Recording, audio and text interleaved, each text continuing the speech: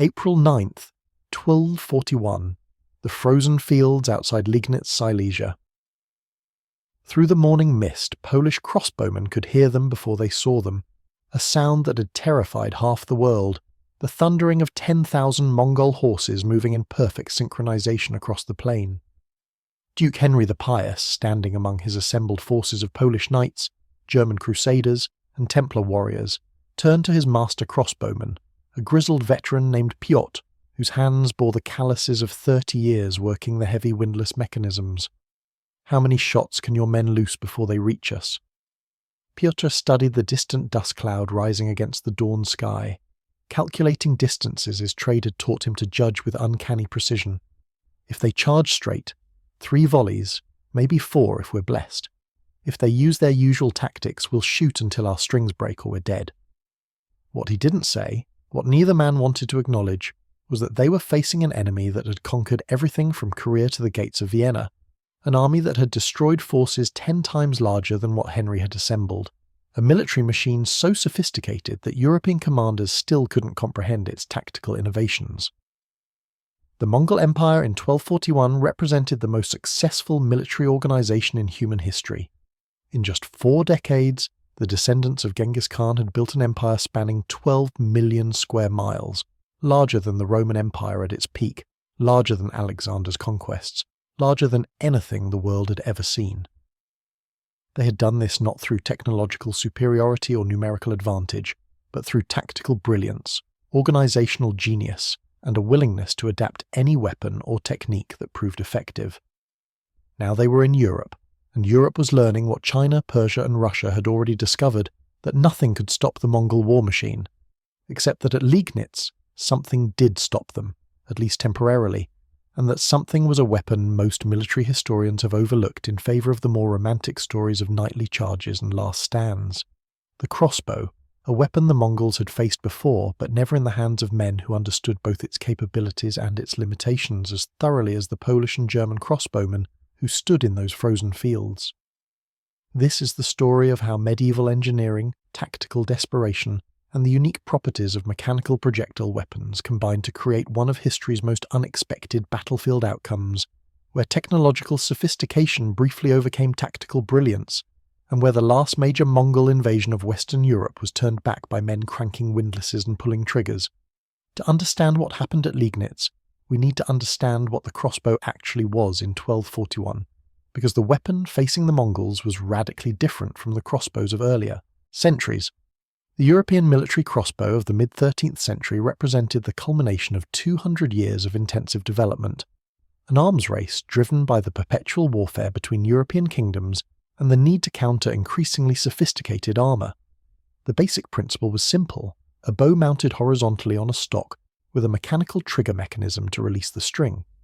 But the reality was far more complex.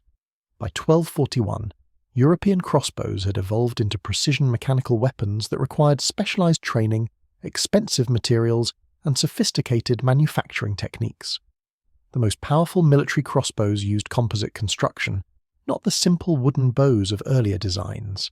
The bow itself, called the prod, was made from multiple layers of wood, horn, and sinew, similar to the construction of Mongol composite bows, but optimized for power rather than rate of fire. A typical military crossbow prod consisted of a core of aged yew wood, laminated with strips of horn on the belly, the side facing the shooter, and sinew on the back. This composite construction could store enormous amounts of energy, creating draw weights that no human could pull by hand. Where a powerful longbow might require 80 to 100 pounds of draw weight, military crossbows routinely exceeded 300 pounds, with the heaviest examples reaching 600 pounds or more. This power came at a cost: speed.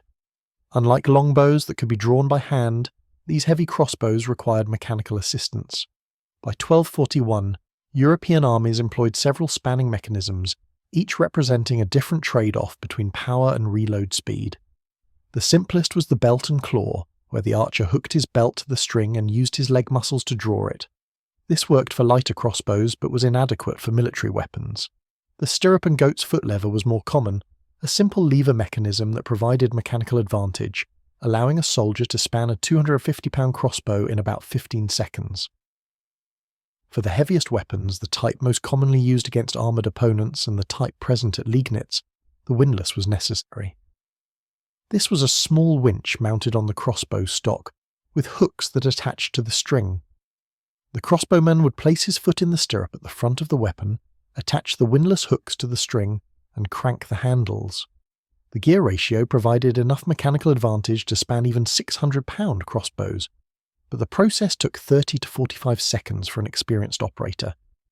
This glacial rate of fire between 1 and 2 shots per minute for windlass crossbows was the weapon's fundamental limitation.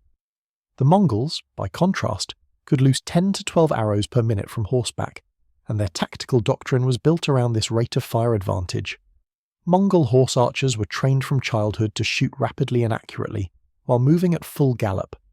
They could execute complex maneuvers, feigned retreats, flanking movements, and coordinated volleys, all while maintaining continuous fire.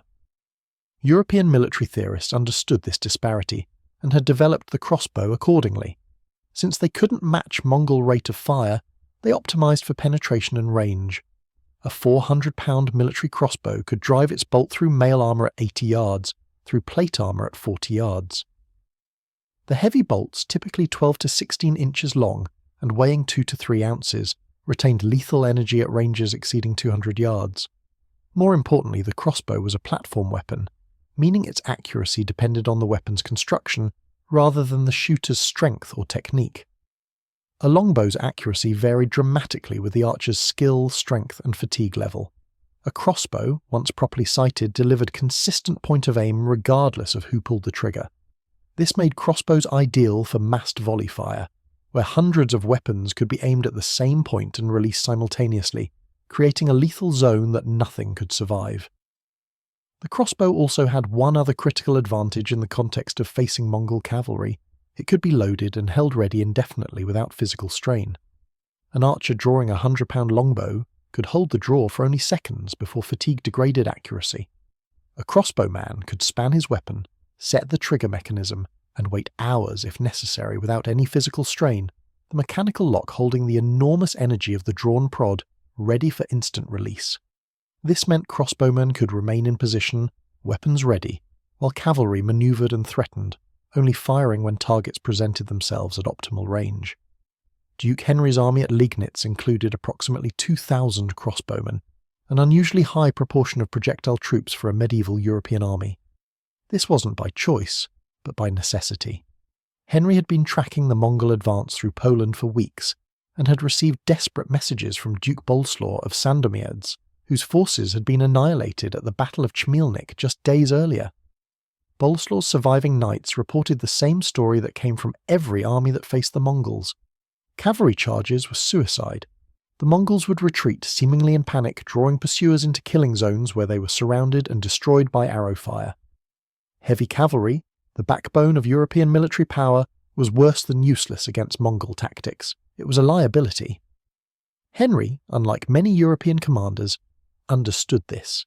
He had spent his life fighting on the eastern frontiers where he had faced Cumans, Pechenegs, and other steppe peoples who used similar tactics. He knew that defeating horse archers required either matching their mobility, which was impossible with medieval European cavalry, bred for shock combat rather than endurance, or negating their mobility advantage through defensive positions and superior firepower. The crossbow was his answer, but employing crossbows effectively against Mongol cavalry required solving several tactical problems. First was the rate of fire issue. At 30 to 45 seconds between shots, each crossbowman could engage a charging cavalry formation at most 3 or 4 times before they closed to contact. This meant missing wasn't an option. Every shot had to count. Second was the vulnerability during reload.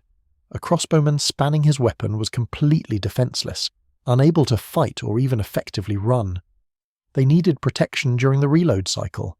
Third was the Mongols' tendency to avoid unfavourable engagements. If they recognized the crossbow threat, they would simply refuse to charge, instead using their mobility to maneuver around static defensive positions, or waiting until the defenders were forced to move. Henry's solution was to create a combined arms defensive position that maximized crossbow effectiveness while protecting the vulnerable reloading crossbowmen. His army deployed in 3 lines outside Liegnitz. The first line consisted of crossbowmen organised into rotating volleys. 1/3 would fire while 2/3 reloaded, ensuring continuous fire.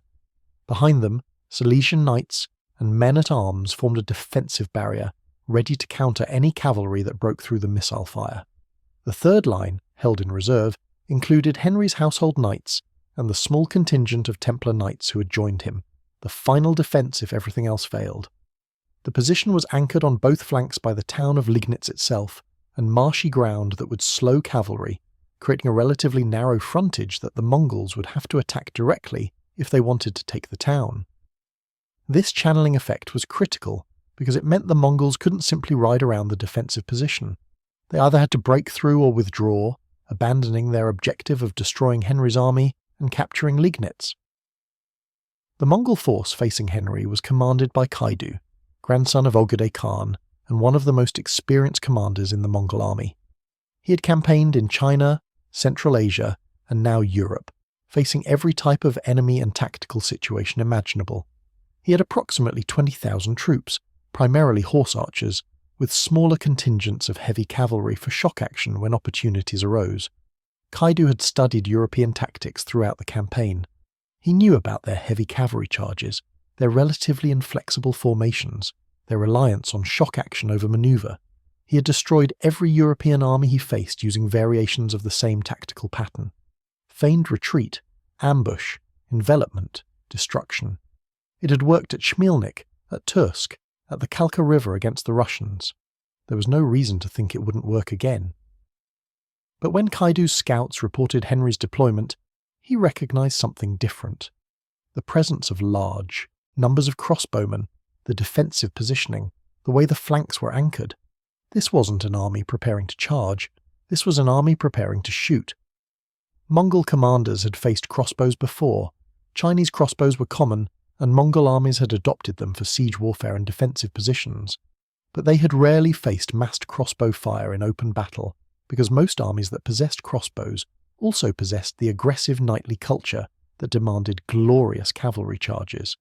The crossbowmen would be relegated to support roles while the knights charged to their deaths. This army appeared to be different. The deployment suggested its commander understood that charging Mongol cavalry was suicide. That worried Kaidu because his tactical doctrine relied on enemy aggression.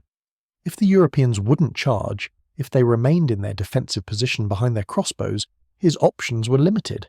He could attack them frontally, accepting casualties to close with them. He could attempt to maneuver around them, though the terrain didn't favour this.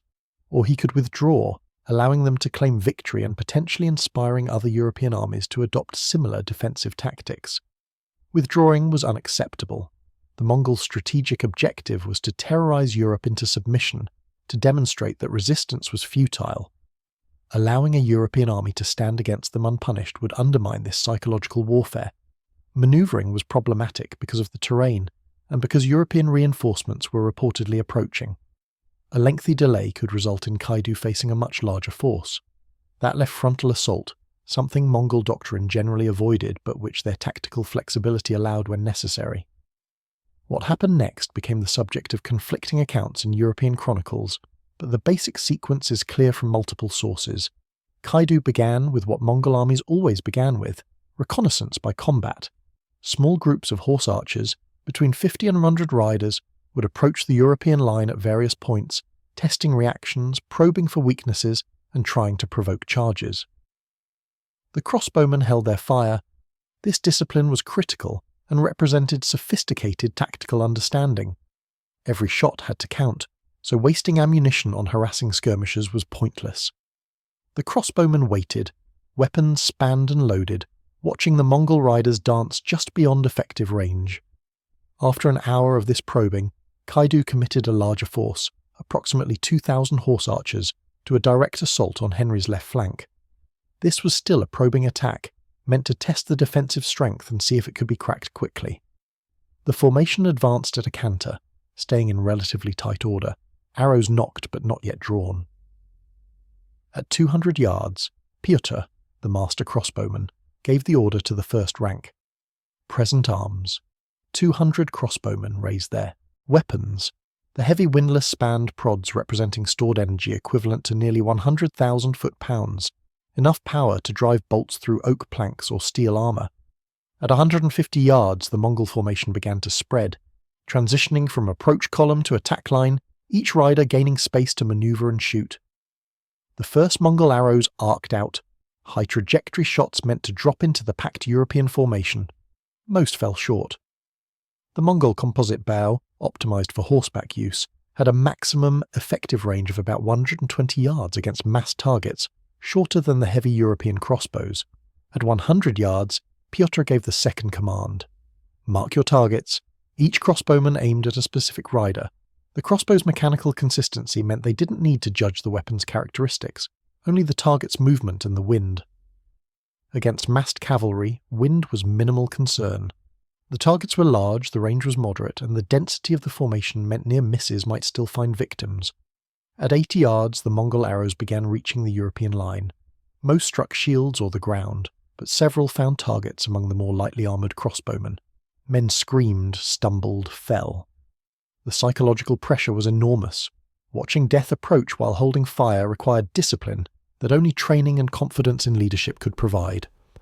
At 60 yards, Pyotr shouted the final command. Loose! 200 triggers clicked. 200 steel strings snapped forward with a sound like massed thunder. 200 bolts, each weighing 3 ounces and travelling at approximately 200 feet per second, lanced into the Mongol formation.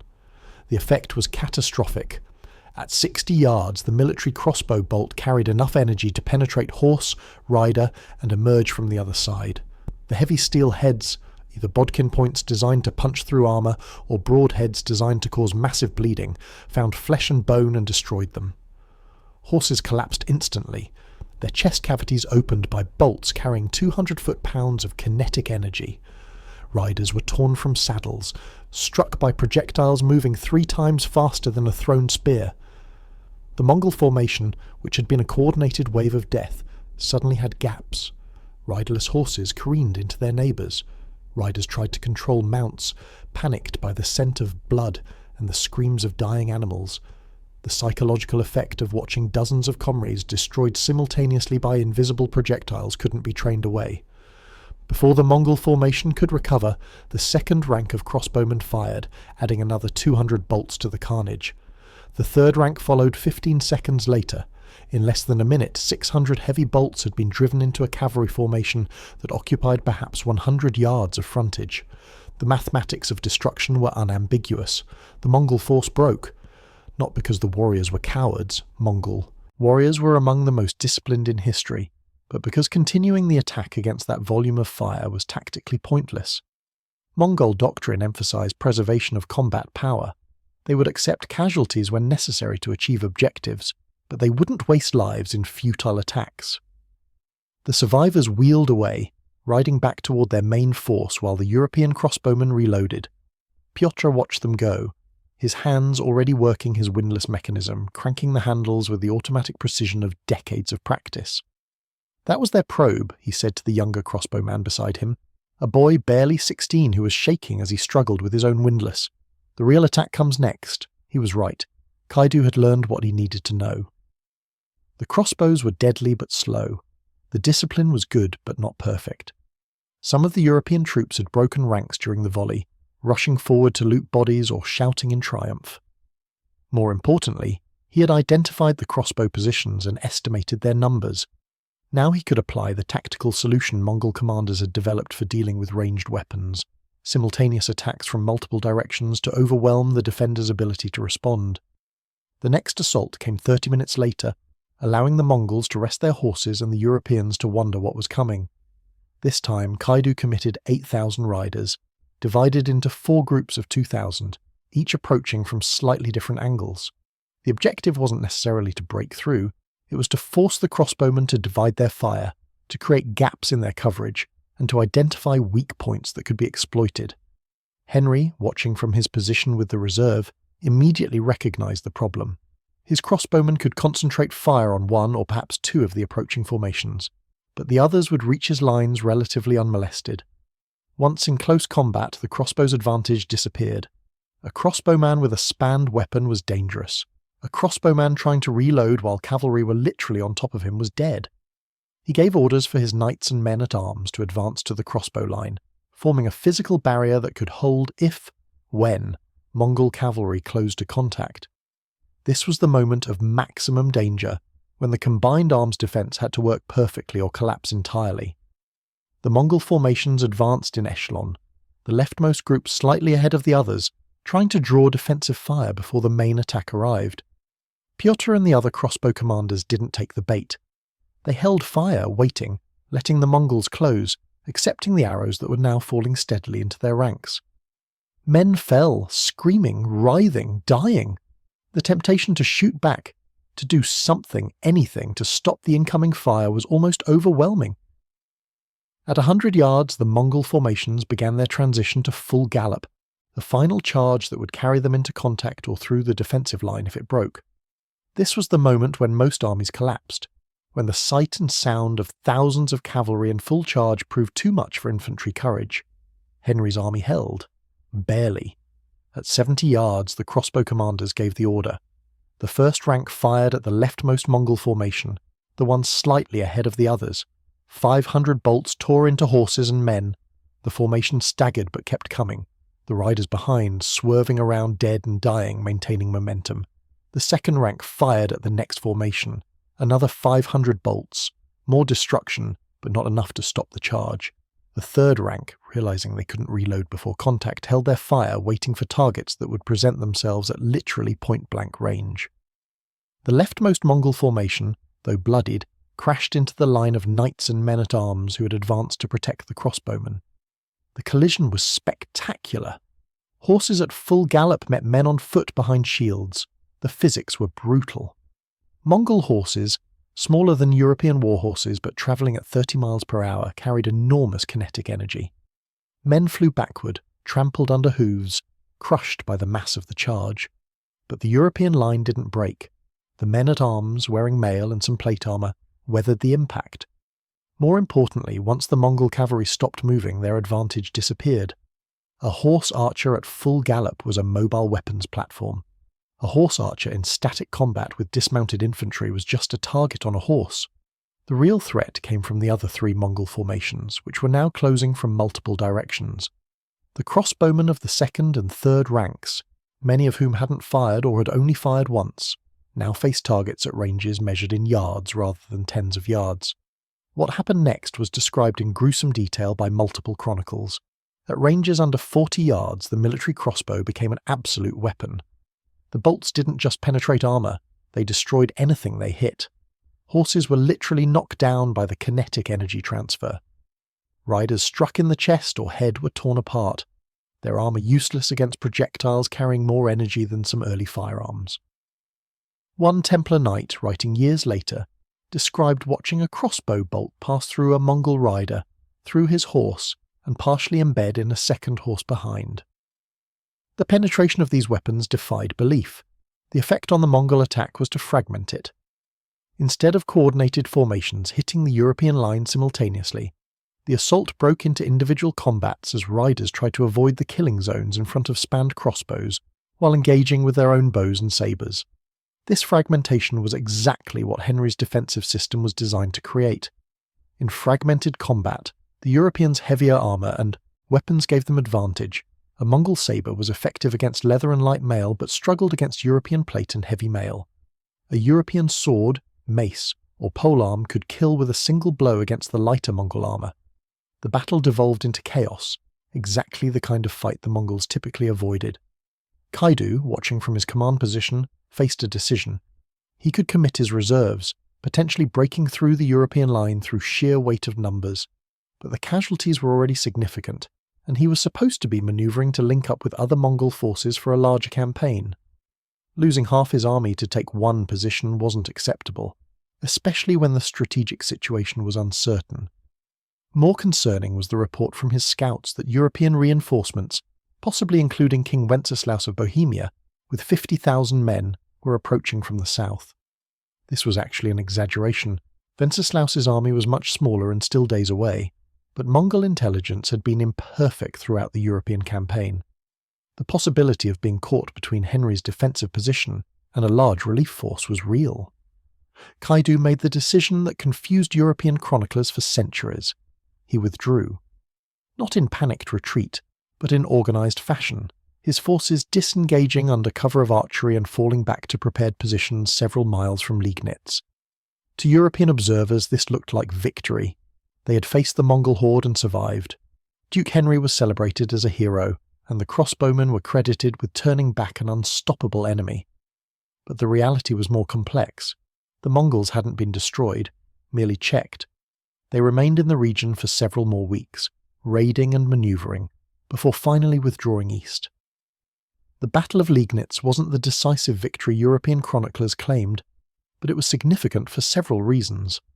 First, it demonstrated that Mongol tactics, while devastatingly effective against conventional European armies, could be countered by combined arms defences built around high-powered projectile weapons.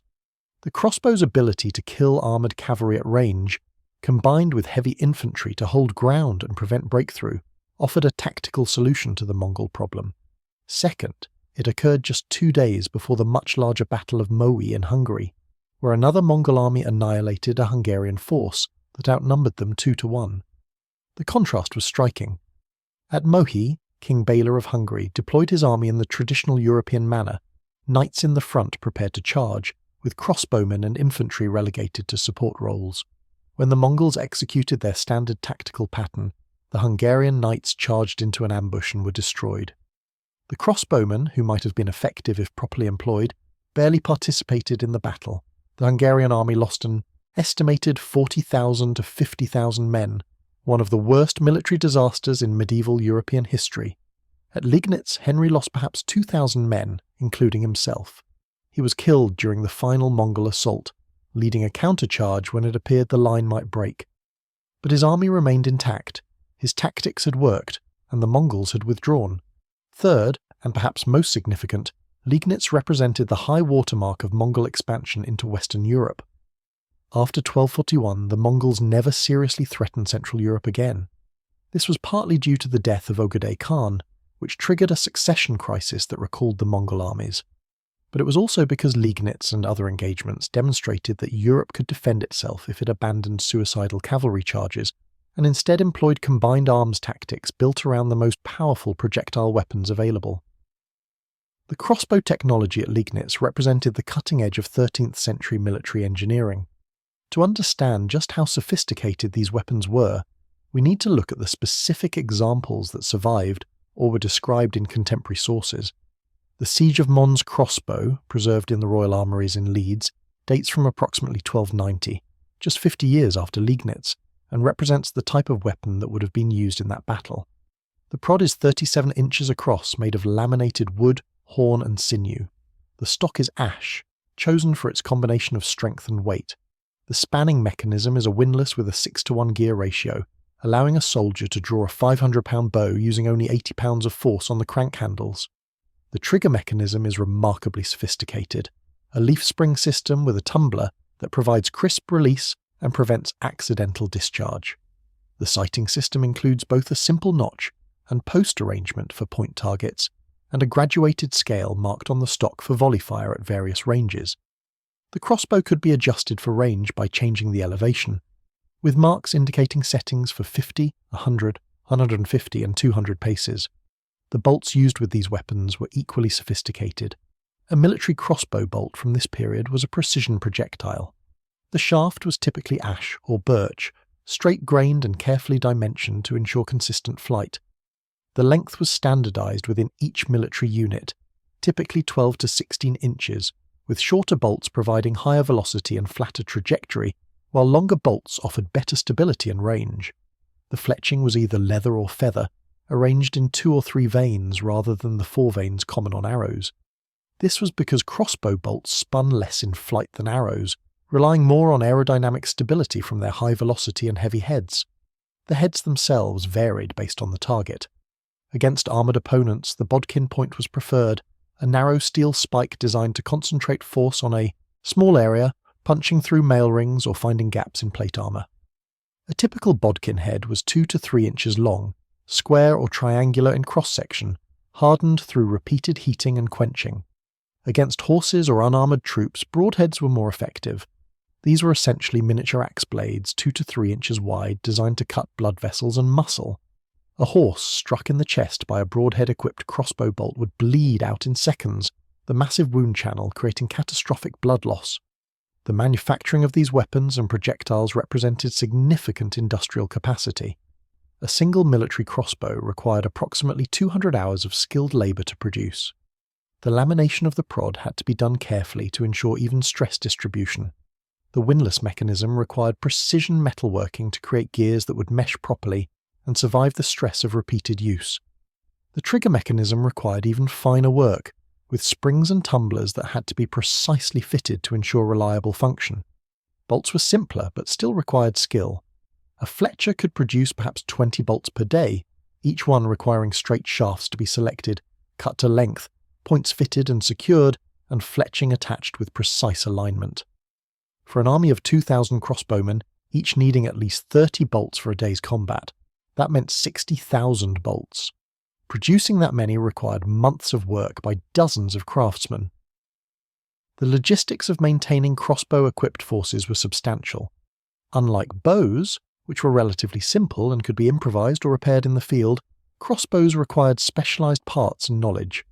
A broken windlass gear couldn't be whittled from a tree branch. A cracked prod couldn't be easily replaced. Armies equipped with crossbows needed supply trains carrying spare parts, replacement weapons, and thousands of bolts. They needed skilled armourers who understood the mechanisms and could repair them under field conditions. But the advantage in combat effectiveness was worth the logistical burden. A crossbow-equipped defensive position could hold against cavalry forces that would have simply ridden around archers. The crossbow's penetration meant that armour, the cavalry's primary defence, was less effective. The mechanical consistency meant that peasant levies could be trained to effective crossbowmen in weeks, while effective longbow archers required years of practice to develop the strength and technique necessary. Duke Henry understood these advantages because Silesia and Poland had been employing crossbows extensively in their conflicts with steppe peoples for decades. The weapon was particularly valued on the eastern frontiers where cavalry dominated warfare. A well-defended town with crossbow-equipped defenders could hold against much larger cavalry forces. Field armies that might be swept away by mounted charges could form defensive positions that were too costly to assault. The Mongol invasion of Europe in 1241 was part of a larger strategic plan developed by Ogedei Khan.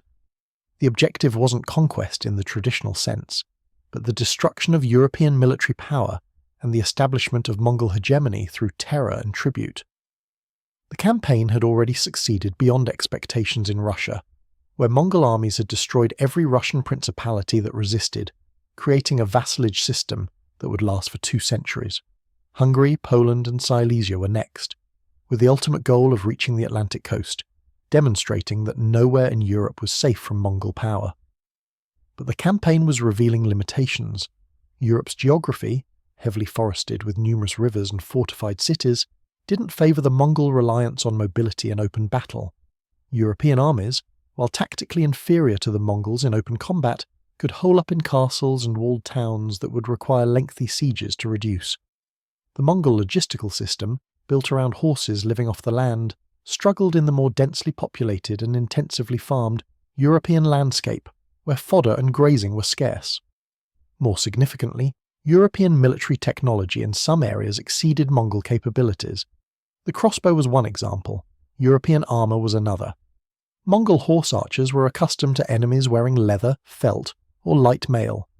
European knights in full harness, with mail covered by plate on vital areas, were much more difficult to kill. Mongol arrows could find gaps and weak points, but doing so required precision shooting at short range, which exposed the archer to counterattack. European swords, axes and maces were heavier and more powerful than Central Asian weapons, optimized for fighting against armour rather than unarmoured steppe cavalry. In close combat, a European knight had significant advantages in protection and striking power. The question was how to bring that close combat effectiveness to bear when Mongol tactics were specifically designed to prevent European armies from closing to contact. Liegnitz suggested an answer. Use static defensive positions anchored on terrain or fortifications that the Mongols couldn't easily bypass. Equip those positions with crossbows in numbers sufficient to break cavalry charges. Back the crossbowmen with heavy infantry and knights to hold ground and counterattack, when Mongol cavalry committed to contact. This combined arms approach negated Mongol mobility advantages while maximising European strengths in armour, fortification, and mechanical weaponry. After Liegnitz and Mohi, the Mongol commanders met to plan the next phase of the campaign. Kaidu reported his encounter with Henry's crossbow-equipped army, noting the casualties inflicted and the difficulty of breaking the defensive position. The decision was made to avoid similar engagements when possible, instead focusing on manoeuvre and the destruction of armies that could be caught in the open or lured into attacking. But events intervened. News arrived of Ogedei Khan's death back in Mongolia. Mongol law required all princes of the blood to return to Karakorum, the Mongol capital, to participate in selecting the next Khan. Batu Khan, the overall commander of the European campaign, ordered a general withdrawal. The armies that had been poised to sweep through Austria and Germany pulled back, eventually settling in Russia and establishing what would become the Golden Horde. European chroniclers portrayed the withdrawal as a result of their military resistance, but in reality the succession crisis was the primary factor. However, the tactical lessons of 1241 influenced Mongol strategic thinking.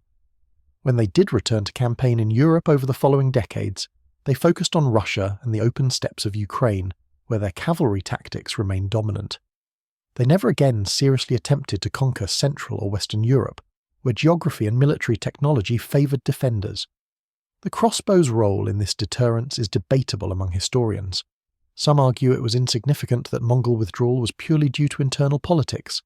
Others suggest that the tactical difficulties revealed at Liegnitz and other battles demonstrated that conquering Europe would be costly and time-consuming, making it less attractive than consolidating control over already conquered territories.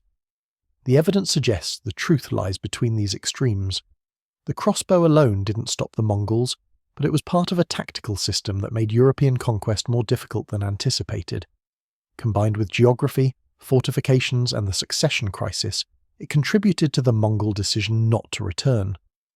One fascinating aspect of the Liegnitz battle is how quickly the tactical lessons were forgotten.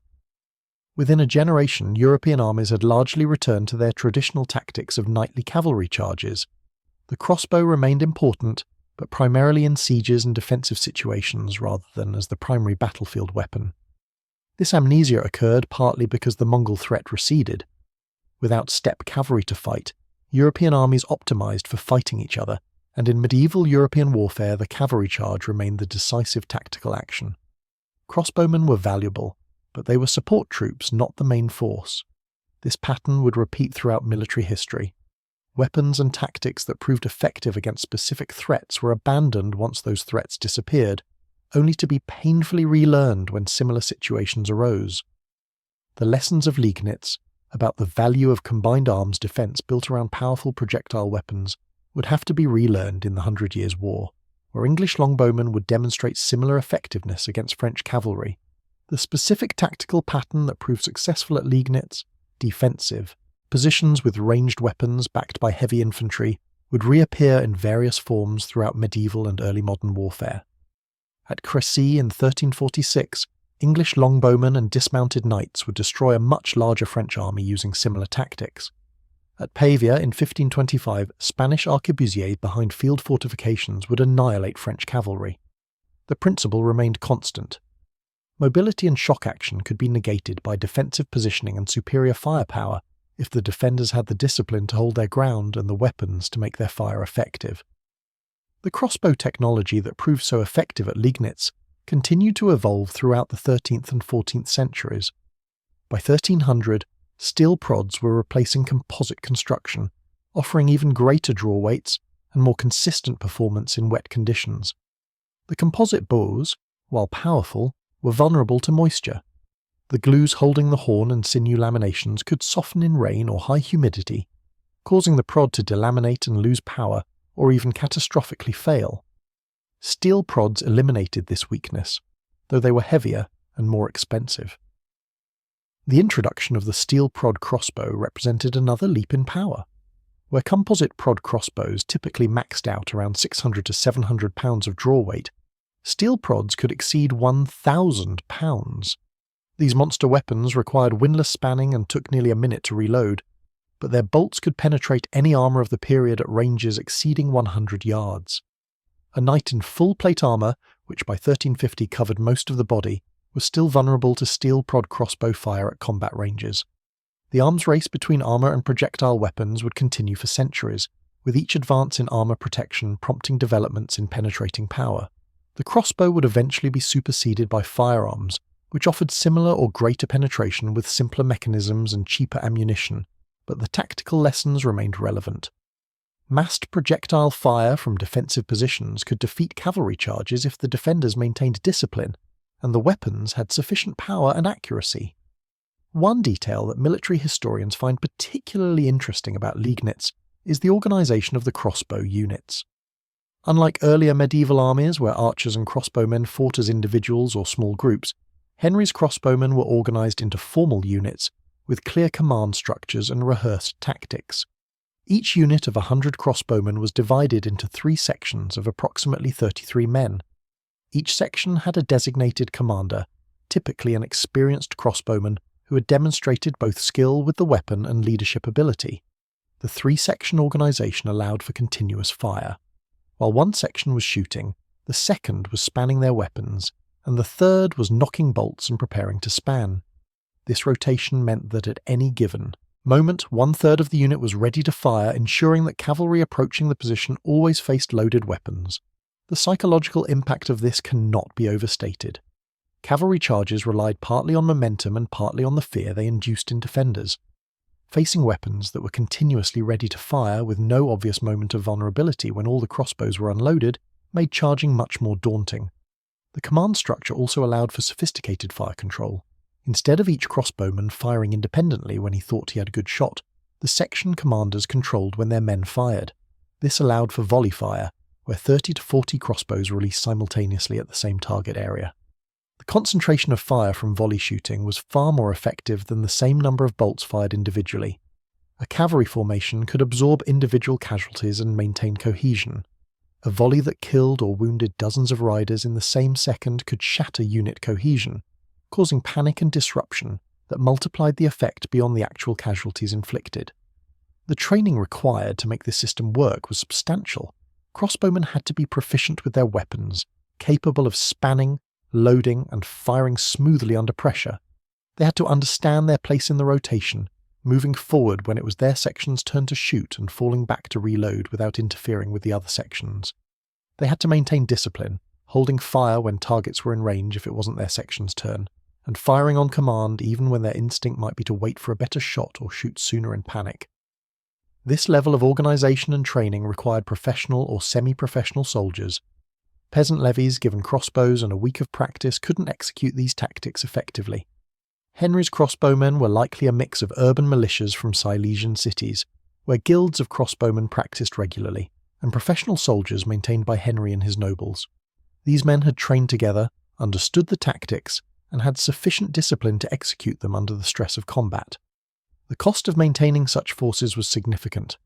Professional crossbowmen expected regular pay, not just payment when they were called for campaign.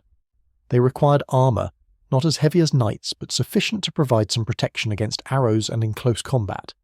Each man needed his crossbow, a weapon costing as much as several months of a skilled craftsman's wages, plus a supply of bolts, spare strings, spanning mechanisms, and maintenance tools.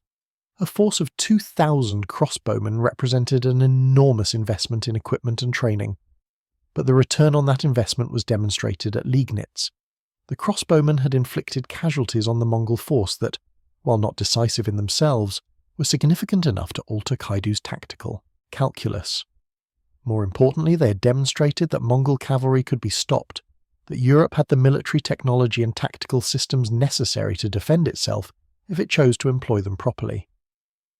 The Mongol perspective on the battle is harder to reconstruct because Mongol written records from this period are sparse and often lost. What we have are primarily Chinese and Persian sources that compiled Mongol histories decades or centuries later, plus the observations of European prisoners and defectors who spent time with Mongol armies.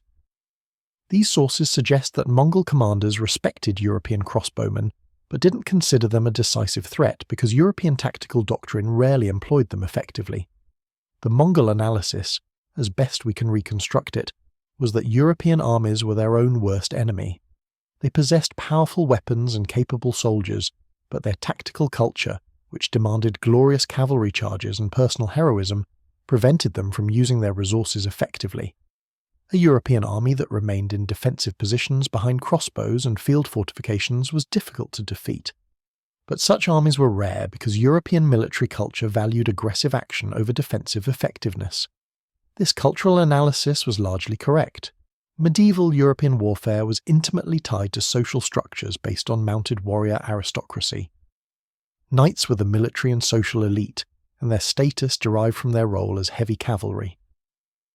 Tactics that relegated knights to supporting roles, or worse, had them fight on foot while crossbowmen, often commoners or low-ranking soldiers, did the primary fighting were culturally problematic. Military effectiveness sometimes had to take a back seat to social order and aristocratic prestige. Henry the Pious was able to implement his crossbow-centric tactics, partly because the Mongol threat was so severe that survival trumped prestige, and partly because Silesia's frontier position had already forced tactical adaptations. Armies that routinely fought steppe peoples learned to respect mobility and archery, leading to greater acceptance of defensive tactics and missile weapons. But in most of Europe, where warfare was primarily against other European armies, the cavalry charge remained dominant. The death of Henry at Liegnitz became surrounded by legend. According to some accounts, he was killed during a cavalry countercharge when the Mongols penetrated his defensive line. Other sources suggest he was struck down while rallying fleeing troops. The most dramatic accounts, probably embellished, describe him fighting on foot among his crossbowmen after his horse was killed, dying with a Mongol sabre in hand after killing multiple enemies in close combat. What is certain is that Henry's body was recovered after the battle, and was identified only by his distinctive six-toed foot, the rest having been mutilated beyond recognition. This was consistent with Mongol practice of desecrating the bodies of enemy commanders who had inflicted significant casualties. His death elevated him to martyrdom in Polish and Silesian memory, and he became known as Henry the Pious, the duke who died defending Christendom against the Mongol horde. The broader context of the Mongol invasion of Europe in 1241 reveals how close Western civilization came to experiencing what Russia and Eastern Europe endured for centuries: Mongol overlordship, tribute extraction, and periodic devastating raids to enforce submission. The Mongol armies that invaded Hungary and Poland represented perhaps 50,000 warriors, a tiny fraction of the total Mongol military power, but sufficient to destroy every army they faced. Had Ogedei not died when he did, had the succession crisis not recalled Batu and his commanders, the Mongols would likely have continued west, and European history would have been radically different. Whether the tactical lessons of Liegnitz would have been sufficient to stop a determined Mongol invasion is unknowable. What is certain is that the battle demonstrated that Europe possessed the military technology to resist effectively if it could overcome its tactical and cultural limitations. The crossbow, combined with disciplined defensive tactics and combined arms coordination, offered a counter to Mongol mobility and archery. The evolution of military technology is often portrayed as a steady progression toward more effective weapons. The reality is more complex, with tactical effectiveness depending as much on employment doctrine, training, and battlefield conditions as on the inherent capabilities of weapons. The crossbow in 1241 was not significantly more powerful than crossbows from a century earlier, but the tactics for employing it had evolved, as had the organisational structures for training and commanding crossbow units. This pattern of tactical evolution being as important as technological development would repeat throughout military history. The English longbow of the 100 Years' War was not substantially different from Welsh longbows used centuries earlier, but English tactical doctrine for employing massed longbowmen in defensive positions, supported by men-at-arms, was innovative and devastatingly effective. Similarly, firearms would initially be less powerful and accurate than crossbows, but their tactical employment and eventually their superior rate of fire and ease of training would make them dominant. The crossbow's eventual replacement by firearms was not primarily about penetrating power. Early arquebuses and muskets were less powerful than heavy crossbows and no more accurate. But firearms had several advantages. They were simpler to manufacture in large numbers. The mechanical complexity of a crossbow, with its spanning mechanism, trigger, and precisely curved prod, required skilled craftsmen and expensive materials. A matchlock arquebus was mechanically much simpler, essentially a metal tube attached to a wooden stock with a simple trigger mechanism. Ammunition was also cheaper and simpler. A crossbow bolt required a carefully made shaft, precisely fitted head, and fletching. Each bolt took significant time to manufacture. A lead ball for an arquebus could be cast quickly from cheap materials by unskilled workers. The difference in ammunition cost and production time was enormous, allowing armies to stockpile tens of thousands of rounds of firearm ammunition for the cost of a few thousand crossbow bolts. Training time was similar for both weapons. While firearms required learning loading procedures and managing slow match, crossbows required understanding spanning mechanisms and maintenance. Both required practice to shoot accurately, though crossbows had some advantage in precision due to their mechanical consistency. Overall, the training burden was comparable, giving firearms no decisive advantage there. The decisive advantage of firearms was psychological and tactical. The noise and smoke of firearms was terrifying, having psychological impact far beyond their actual lethality. A volley of crossbows was deadly but relatively quiet, just the snap of releasing strings and the hiss of bolts in flight. A volley of arquebuses was a thunderous explosion accompanied by clouds of white smoke, creating sensory overload that could break enemy morale even when casualties were moderate. Additionally, firearms eventually evolved rate-of-fire advantages. Early matchlocks were no faster than crossbows, but by the flintlock era, a trained soldier could fire 3 or 4 aimed shots per minute, double or triple the rate of a windlass crossbow. This rate-of-fire advantage, combined with the cheaper ammunition and simpler manufacture, eventually made firearms dominant despite their relatively late development of accuracy and power comparable to crossbows. But in 1241, firearms were centuries in the future. The crossbow was the pinnacle of mechanical projectile weapon technology, and at Liegnitz it proved its worth against the most sophisticated military force in the world. The battle demonstrated that technological and tactical sophistication could compete with the Mongol system of mobility, coordination, and centuries of military tradition. The legacy of Liegnitz in military thought is complex. It was remembered in Poland and Silesia as a heroic last stand, Duke Henry's sacrifice buying time for other European forces to prepare. In broader European military thinking, it was largely forgotten, overshadowed by Mohi, where a much larger army was destroyed, and by later battles like Crécy and Agincourt, where projectile weapons again proved decisive. Modern military historians, with the benefit of hindsight and access to sources from multiple cultures, recognize Liegnitz as significant for what it revealed about the interaction between technology, tactics, and military culture. It demonstrated that Europe in 1241 possessed the technological means to resist Mongol invasion effectively. What it lacked was the tactical doctrine and cultural willingness to employ those means consistently. When a commander like Henry the Pious understood both the threat and the solution, European forces could hold their own. But such commanders were rare, and their tactical innovations often died with them. The crossbow continued to be important in European warfare for another 3 centuries. It remained the primary siege weapon, with crossbowmen providing covering fire during assaults and defending walls against attackers. In field battles, crossbows were used increasingly alongside longbows, and eventually firearms in mixed projectile weapon formations.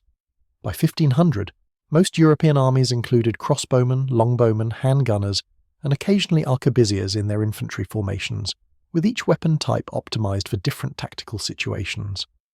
The heavy windlass crossbows, like those used at Liegnitz, remained in service primarily for specialized roles, hunting, target shooting, and fortress defense, where their extreme power and accuracy were valuable, and their slow reload speed was less problematic. Lighter crossbows with simpler spanning mechanisms, goat's foot levers or belt hooks, became more common for field use as warfare increasingly emphasized rate of fire over absolute penetrating power. By 1600, the crossbow had been almost entirely replaced by firearms in military use, though it remained popular for hunting and sport shooting.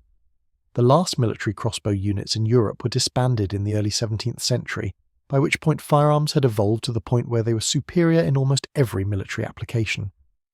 But for 4 centuries, the crossbow had been one of Europe's most important military technologies, and at Liegnitz in 1241 it had played a critical role in checking the Mongol advance.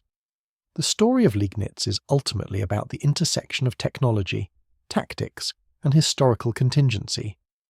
The crossbow was a mature technology by 1241, having evolved over 2 centuries into a sophisticated mechanical weapon. The tactics for employing massed crossbows in defensive positions were understood, at least by commanders who had experience fighting mobile cavalry armies. What was unusual was the combination of circumstances that allowed those tactics to be employed effectively. A commander who understood the threat and the solution, an army with sufficient trained crossbowmen, terrain that favoured defensive positions, and a Mongol commander who was cautious enough to break off an attack that was proving costly. Change any of those factors, and the outcome might have been different. Without Henry's tactical insight, the crossbowmen might have been relegated to supporting roles, while the knights charged to their deaths as they did at Mohi. Without the trained crossbowmen, the tactics couldn't have been executed effectively. Without the favourable terrain, the Mongols might have manoeuvred around the defensive position. Without Kaidu's caution, the Mongols might have accepted higher casualties and broken through regardless of the crossbow fire. Military history is full of such contingencies, where the presence or absence of specific technologies, tactics, or leadership at critical moments changes outcomes. Liegnitz was one of those moments. It didn't decisively defeat the Mongol invasion, the succession crisis did that. But it demonstrated that such defeat was possible, that Europe had the means to resist if it could organise and employ them effectively. In that sense, the crossbows that thundered across the frozen fields outside Liegnitz on April 9, 1241 marked not just a tactical action, but a historical turning point, the moment when Western Europe discovered it could defend itself against the terror from the East. The legacy lives in the military technology that followed, the emphasis on powerful projectile weapons, the development of combined arms tactics, the understanding that defensive positions with firepower could defeat cavalry, all these lessons from Liegnitz, and battles like it shaped European military doctrine. When firearms arrived, European armies were ready to integrate them because they already had centuries of experience employing mechanical projectile weapons in massed formations. The organisational structures, the tactical doctrines, the training methods, all had been developed for crossbows and translated readily to arquebuses and muskets. In this way, the crossbowmen of Liegnitz contributed not just to stopping one Mongol invasion, but to shaping the military trajectory of European civilization. Their weapons, their tactics, and their courage under fire demonstrated that technological sophistication and tactical innovation could compete with mobility and tradition. The Mongols had built the largest land empire in history through superior tactics and organisation. At Liegnitz, they encountered an army that matched them in organisation and exceeded them in certain technologies. The result was not a dramatic victory, but a bloody stalemate that convinced the Mongols that Europe would be harder to conquer than anticipated. That may have been enough. When Batu and his commanders decided where to focus their efforts after the succession crisis resolved, they chose to consolidate their hold on Russia and the Eurasian steppes, rather than push into the forests and castles of Central Europe. Whether the tactical lessons of Liegnitz influenced that decision is debatable, but they certainly didn't hurt Europe's case. The Mongols had learned that European armies, if properly led and equipped, could make invasion costly. Combined with the logistical challenges of campaigning in Europe's geography and the political complications of the succession, it was enough to redirect Mongol attention elsewhere. And so the crossbowmen of Liegnitz, cranking their windlass mechanisms and sighting down their stocks at charging Mongol cavalry, played their role in one of history's great contingencies. The Mongol tide that had swept across Asia, stopped at Europe's eastern frontier, turned back by political crisis, and the suggestion, provided by Liegnitz and a few other battles, that conquest here would be harder than elsewhere. The crossbow didn't stop the Mongols alone, but it was part of the equation, a technology that in the hands of skilled troops and under competent command could exact costs that made invasion less attractive. In the end, that may be the most important military lesson. Decisive technological superiority is rare. More often, military outcomes are determined by which side can better integrate its available technologies into effective tactical systems and execute those systems under the stress of combat. The Mongols had superior tactics and organisation. The Europeans at Liegnitz had superior defensive technology in the form of crossbows and armour. When European commanders like Henry the Pious figured out how to leverage their advantages while minimising their weaknesses, they could compete. When they didn't, as at Mohi, they were destroyed. The crossbow was the key weapon in that equation in 1241. It provided the firepower to break cavalry charges. It provided the range to engage horse archers before they closed to effective bow range. It provided the penetration to defeat armour and kill horses. It provided the mechanical consistency that allowed rapid training of effective troops. Without it, Europe's defensive options would have been limited to castle walls and prayer. With it, properly employed, European armies could stand and fight in the open field and survive. On that frozen April morning outside Liegnitz, as Pyotr and his fellow crossbowmen cranked their windlasses and watched the Mongol formations approach, they were defending more than just their city. They were defending a civilization, demonstrating that the military technology and tactical knowledge Europe had developed over centuries could meet and match the steppe warriors who had conquered half the world. The thunder of their crossbows releasing, the whistle of their bolts cutting through cold air, the screams of horses and men struck by projectiles they never saw coming, these sounds marked the high watermark of Mongol expansion westward. Beyond Liegnitz lay more forests, more castles, more armies equipped with crossbows and increasingly aware of how to use them. The Mongols, for all their skill and courage, decided that easier conquests lay elsewhere, and Europe, largely unaware of how close it had come to Mongol domination, continued its own turbulent history, shaped by the technologies and tactics that had proven themselves in the desperate defence of a Silesian city in the spring of 1241.